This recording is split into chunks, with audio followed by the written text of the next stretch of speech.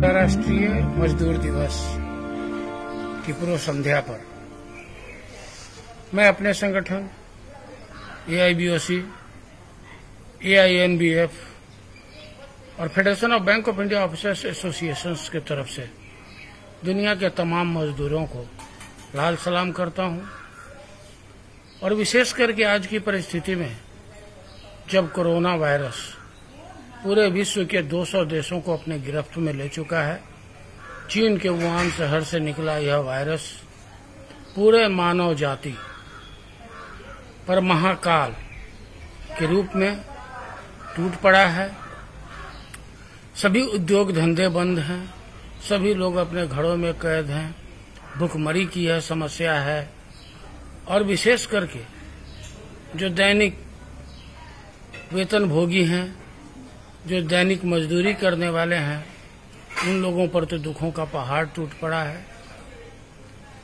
इसके पहले कि हम उनके प्रति अपनी संवेदना व्यक्त करें, हम सर्वप्रथम कोरोना वॉरियर्स को, उन तमाम डॉक्टर्स को, हेल्थ वर्कर्स को, पैरामिलिट्री फोर्सेस को, पुलिस के लोगों को और सफाई कर्मियों को और साथ ही साथ अपने तमाम बैंक कर्मियों को, बैंक के अधिकारियों को और बैंक के कर्मचारियों को ढेर सारी शुभकामना देना चाहता हूं, ढेर सारी बधाइयां देना चाहता हूं कि वो आज अपने हितों को पीछे रख करके और पूरे मानव जाति को बचाने के लिए एकजुट होकर के अपने जीवन को दांव पर लगा करके और लोगों तक जीवन रक्षक सुविधाएं मुहैया करा रहे हैं।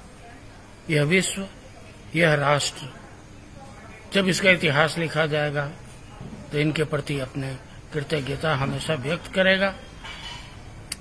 आज जब हम संघर्ष कर रहे थे अपने समुचित वेतन के लिए, रेगुलेटेड वर्किंग आवर्स के लिए, मजदूरों के अधिकारियों के लिए, उस समय यह कोरोना का वायरस और यह कोरोना रूपी महामारी ने हमारी तमाम प्राथमिकताएं बदल दी हैं।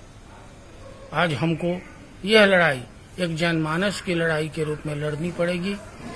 आज पूंजीपति वर्सेस मजदूर और प्राइवेटाइजेशन वर्सेस नेशनलाइजेशन की बातें भी बेमानी हो गई हैं। आज तमाम वो राष्ट्रीयकृत संस्थाएं ही मैदान में खड़ी हैं जो राष्ट्र के प्रति अपने जिम्मेवारियों को निभा रही है। अतः हमको इस अंतर्राष्ट्रीय मजदूर दिवस के पूर्व संध्या पर यह प्रण लेना होगा कि हम राष्ट्रीयकृत संस्थाओं के प्रति जिम्मेवार बनेंगे और उनकी रक्षा करेंगे, उनको बचाए रखने के लिए हम पुरजोर प्रयास करेंगे। हम पुनः अपनी लड़ाई को, जो हमारी मूल लड़ाई है, जिसकी शुरुआत आज से 134 वर्ष पूर्व अमेरिका में शुरू हुई, और वह जो लड़ाई थी उसका जो स्लोगन था 8 hours a day without cut in the pay, मतलब कि हम 8 घंटे ही काम करेंगे, 8 घंटे हम आराम करेंगे और बाकी के 8 घंटे में हमारी जो मर्जी होगी वो हम करेंगे, जिसको कि आज हम वर्क लाइफ बैलेंस कहते हैं। तो हमको पुनः वर्क लाइफ बैलेंस की तरफ ध्यान देना होगा और अपने ही नहीं, जो असंगठित क्षेत्र के मजदूर हैं उनके अधिकारों की भी लड़ाई हमको लड़ने की जरूरत है। अतः मैं तमाम विश्व के मजदूरों को आह्वान करता हूं कि हम एकत्रित हों, इकट्ठे हों और जो हमारे अधिकारों पर कुठाराघात करने वाली संस्थाएं हैं, जो लोग हैं, जो पूंजीपति लोग हैं, जो प्राइवेटाइजेशन के समर्थक हैं, उनका हम पुरजोर विरोध करें और हम अपने आप को विश्व मानव सेवा में, हम अपने आप को विश्व के तमाम मजदूरों के प्रति, हम अपने आप को इस देश के मजदूरों के प्रति समर्पित करें और आगे आने वाले समय में जो चैलेंजेस आने वाले हैं उसको हम अपनी बैंकिंग सुविधाओं के माध्यम से उन चैलेंजेस को हम नापें। हम उस चैलेंजेस को दूर करने में जो मजदूर वर्ग के लोग हैं, लघु उद्यमी लोग हैं, जो किसान तबके के लोग हैं, उनको भरपूर सहयोग करें। हम उसी तालीमता और तन्मयता के साथ उनकी सेवा करें जिस तरह आज हम अपने वेतन का अंशदान दे करके, अपने रिसोर्सेज को इकट्ठा करके इस देश के दूर दराज क्षेत्रों में जाकर के और लोगों को जो बेसिक सुविधाएं हैं वह प्रदान करने में अग्रणी भूमिका निभा रहे हैं। हम यह इस देश के नागरिक होने के नाते अपना कर्तव्य समझ करके हम ये कर रहे हैं और यह जो महामारी है इसने आज मानव जाति को यह बता दिया है कि मानव जाति कितनी बौनी है। हमको किसी भी चीज का कोई गुरूर नहीं करना है। आज यह कोरोना रूपी महामारी देश की सीमाओं को, महादेश की सीमाओं को, धर्म और जाति की सीमाओं को तोड़ करके और पुनः पूरे मानव जाति पर एक समान टूट पड़ा है। अतः हमको भी इन सब चीजों से अपने आप को बचाना होगा। महादेश, देश, जाति, धर्म से ऊपर उठना होगा और ऊपर उठ करके और मानव जाति के, मजदूर वर्ग के, किसान वर्ग के हितों की रक्षा करने के लिए प्रण लेना होगा। मैं पुनः दुनिया के तमाम श्रमिकों को, तमाम मजदूरों को लाल सलाम करता हूं और कोरोना वॉरियर्स को ढेर सारी बधाइयां देता हूं, साधुवाद देता हूं, कृतज्ञता व्यक्त करता हूं। जय Hind.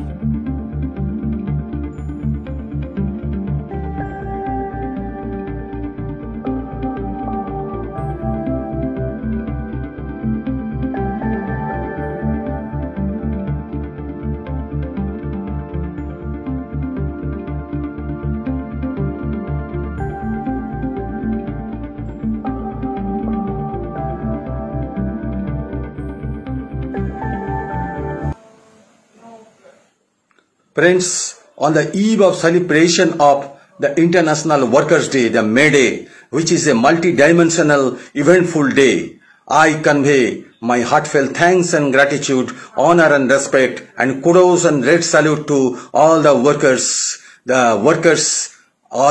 including the migratory workers, the daily laborers, the essential service providers, including the doctors, the police, and last but not the least, the bankers.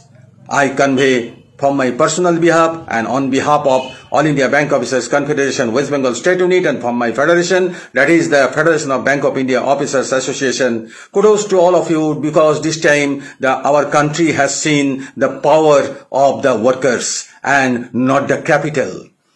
The workers, the laborers, they have proved that they can fight for the greater cause of the humanity. The COVID-19 that has affected more than 190 countries across the world is passing an unprecedented challenge for which none of us in the present century were prepared. We all know that the circuit breaker period has been hard for everyone. The restrictions has disrupted the business and jobs and created a considerable inconvenience to all the working class. But you have been resilient and you have taken this in your stride. The unprecedented hardship faced by the migratory workers resulted a fierce psychosis amongst the all. We have seen in the newspaper, in the electronic media and the print media and everywhere. On this Labor Day, we are to take an oath that each and every citizen will take care of the interest of each and every workers, and we will have to put our heads together. We will have to think on this aspect. We hope we survive this pandemic with little damage in order to take various lessons of life. We have learned many lessons from this during this COVID episode, during this COVID-19 period. Pandemic period, we have learned many things and many lessons we have learned, and from this lesson we are to rectify ourselves. One such lesson is that no one in the world is superpower, and the man-made divisions, that is the haves and have-nots, has got no real meaning in adverse situation.